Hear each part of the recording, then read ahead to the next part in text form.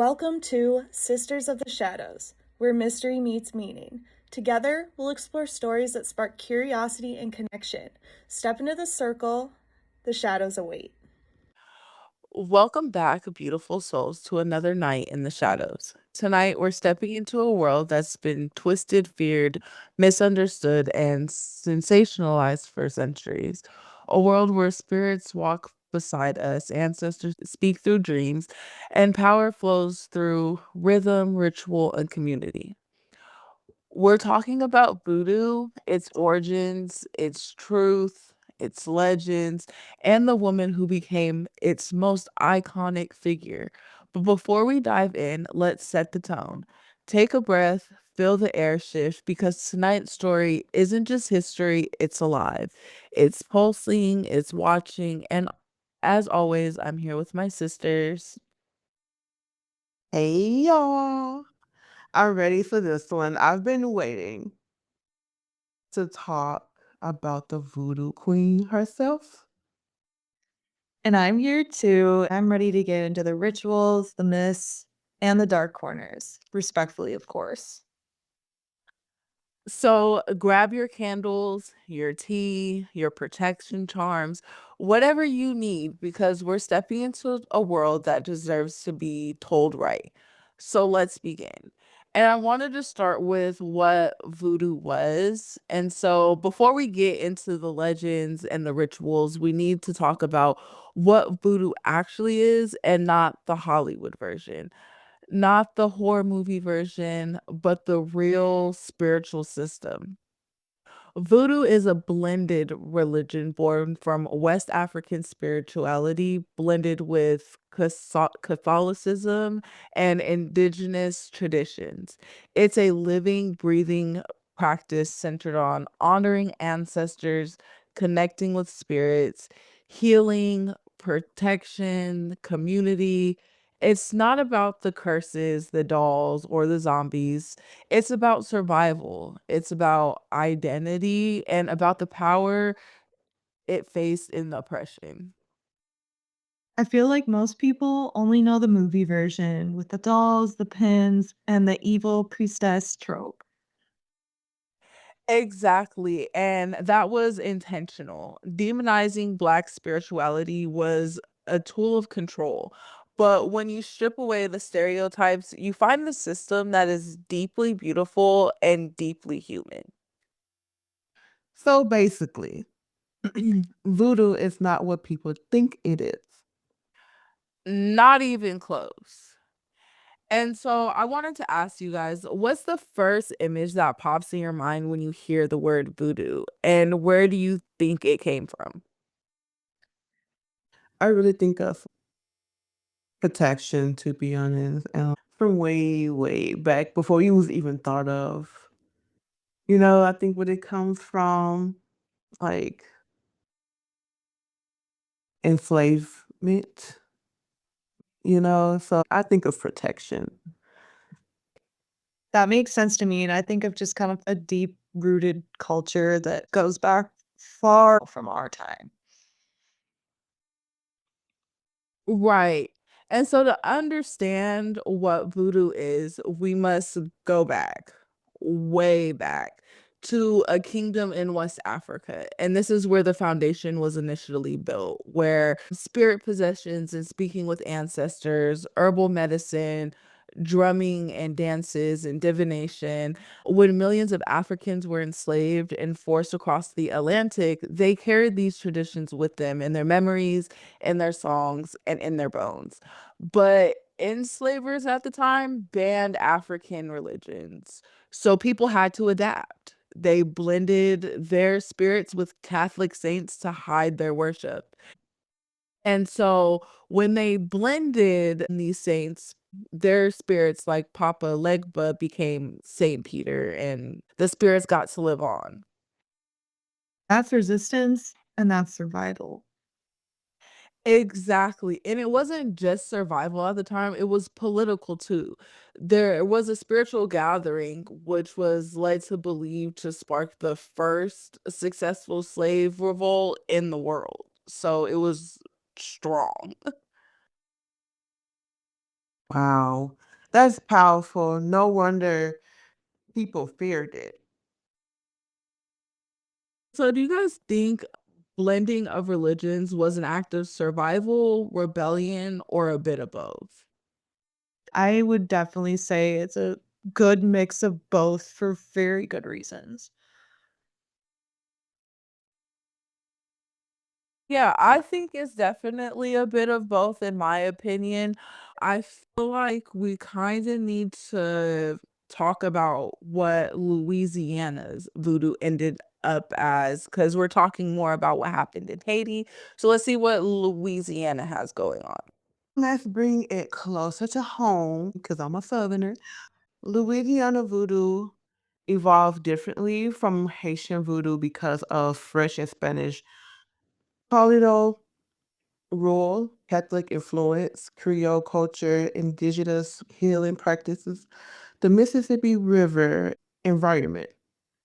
This branch of voodoo is known for gree, which is charm bags, root work, ancestor altars, community healers, and the rise of voodoo queens and kings. And here's something important. Women were the backbone of Louisiana voodoo. They were midwives, herbalists, spiritual leaders, and protectors of the community. Which brings us to the woman who became a legend. Louisiana voodoo developed in the 18th and 19th centuries through enslaved Africans, Haitians, refugees, Catholic influence, and local folk magic traditions. Today, in New Orleans, you'll find spiritual supply shops, gree, which again, charm bags for luck or protection, ritual candles and oils, public ceremonies and private readings. Modern Louisiana voodoo is often more informal and blends with hoodoo, which is African American root work, and folk magic, Catholic symbolism, personal spiritual practices. All right, y'all, let's talk about Marie Laveau, the Voodoo Queen of New Orleans. Mary Catherine Laveau was born on September 10th, 1801. A free woman of color, she had four siblings and later married Jacques Paris on August 4th, 1819, and had two daughters.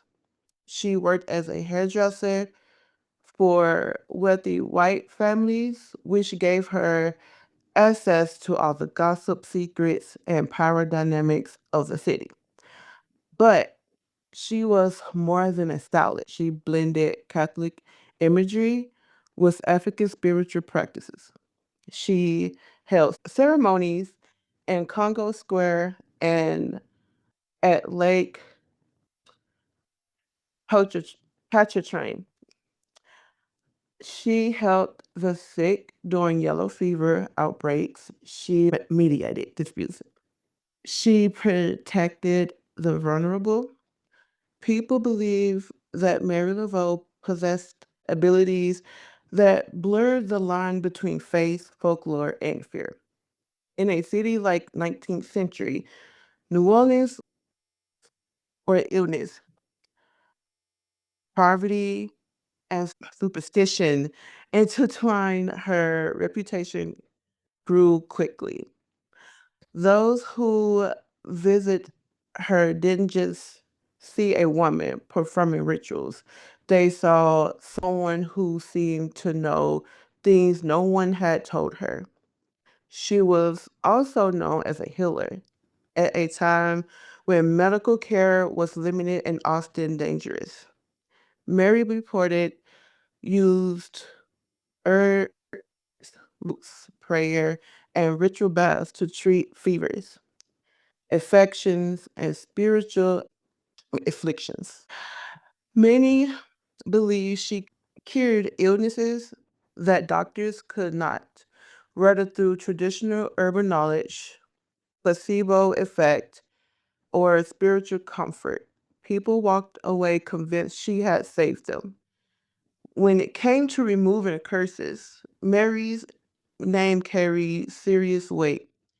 If someone believed they were hexed, she would perform cleansing rituals, sometimes involving candles, gree bags, which again means charm bags, holy water, or psalms. New Orleans voodoo blended Catholic imagery with African spiritual traditions, so her ceremonies often felt both sacred and mysterious. Clients believed she could break spiritual attachments or reverse bad luck. Of course, rumors spread that she could also cast spells. People whispered that she influenced court cases, controlled lovers' affections, and swayed powerful men through unseen forces.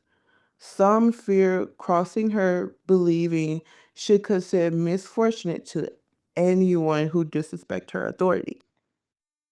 And she really had that duality where she was respected and feared at the same time. Right. And over time, fact and folklore fused together. Mary Laveau became more than a woman. She became a symbol of spiritual power in New Orleans. And the most haunting part is, long after her death, people still swear her spirit answers those who called her name. And after she died, her legend only grew. People say she still walks the French Quarter. Her spirits grant favors. If you leave offerings, she appears in dreams. Her tomb is one of the most visited graves in the US. Some even believe her daughter, also named Mary, continued her work, creating the illusion that she never died. Marie Laveau stood at the center of that evolution. She wasn't just performing rituals, she was shaping a spiritual identity for a city built on blending worlds. And that's part of why her influence never faded. She represented protection, power, and cultural strength in a time when many had none. A legacy that is powerful doesn't fade. Ladies, do you think Marie Laveau po- power came from magic, influence, or both? Once again, I feel like both, but there's some type of a magical thing happening here. I think the influence helped it grow, but the power came from somewhere. Right, I agree with Erica, and I think did Marie Laveau have her own magic? Yes, I think she did. I just believe that her influence kind of boosted that, you know what I mean? And you kind of think about when people are like, "Oh, well, you manifest something, like everybody believes in it." I feel like because everybody believed in her, she had that power. Right. Yeah, I fully agree with that. And now I wanted to talk about darker rituals and misunderstood practices. Everyone thinks they know the dark side of voodoo, but we are doing this respectfully because most of what people fear is based on misunderstandings. So here's the truth. Most of what people fear comes from outsiders misinterpreting sacred practices, colonial propaganda, and Hollywood exaggeration. Let's break down the rituals that get labeled as dark and what they actually mean within the tradition. Let's start with spirit possession. In voodoo, possession isn't frightening, it's an honor. Possession is considered sacred. Uh, Loa, also known as a spirit, mounts a person the way a rider mounts a horse. This isn't loss of control, it's a moment of communion.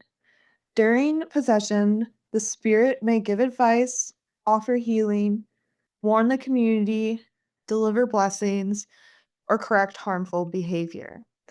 Hollywood turned this into demonic horror, but in voodoo, it's a sacred moment of connection. Some spirits are gentle, some are fiery, some dance, some laugh, some cry.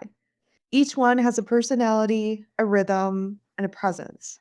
It's not chaos, it's choreography between the physical and spiritual worlds. This is one of the most misunderstood practices. In many voodoo traditions, animal offerings are ritual gifts to nourish the spirits, communal meals shared afterward, or acts of reciprocity, not cruelty.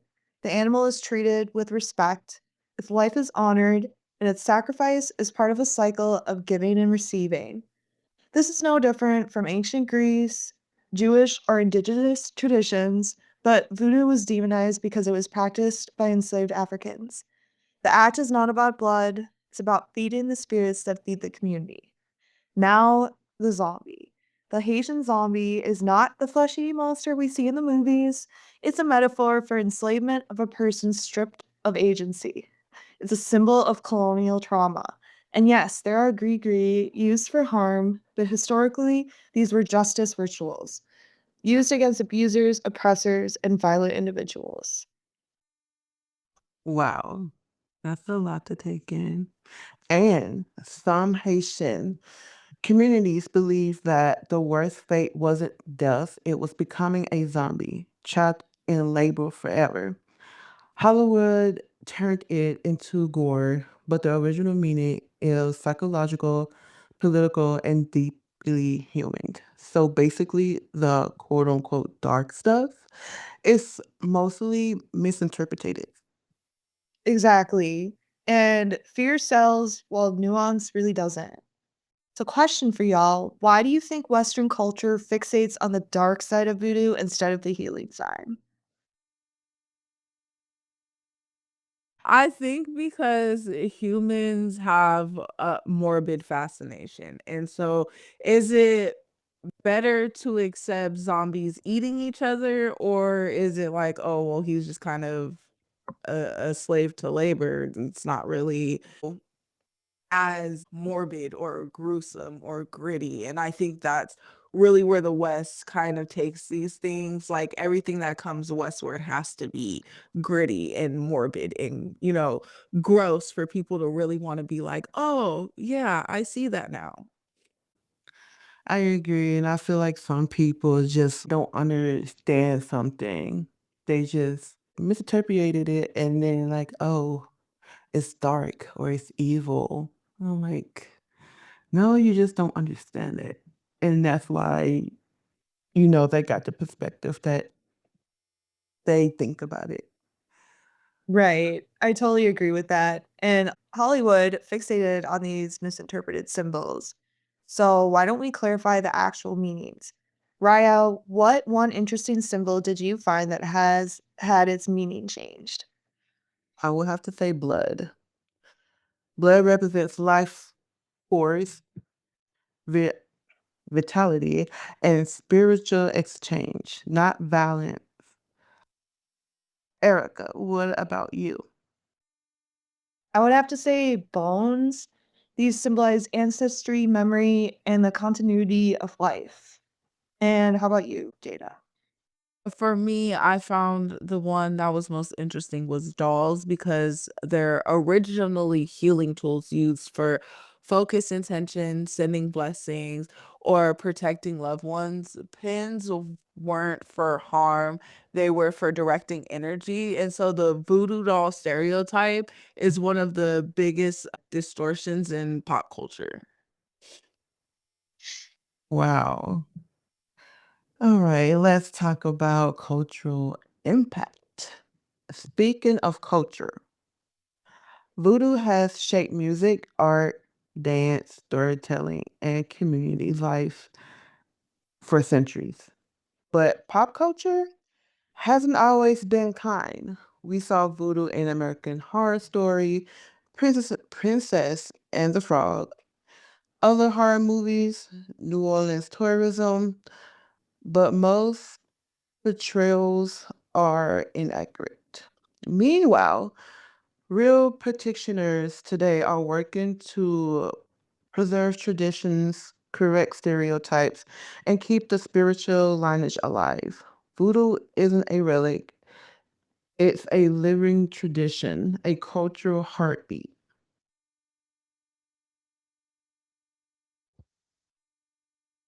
Great. And so, with all this information, I know we found some facts that we found interesting. I know the one I found was that voodoo is a monolithic religion, which means practitioners believed in one supreme creator who is distant. One fun fact I found was that Congo Square was one of the only places enslaved people could gather, dance, and practice rituals. And the fun fact I found, they serve spirits called Lawa who act as intermediaries between humans and Bandai.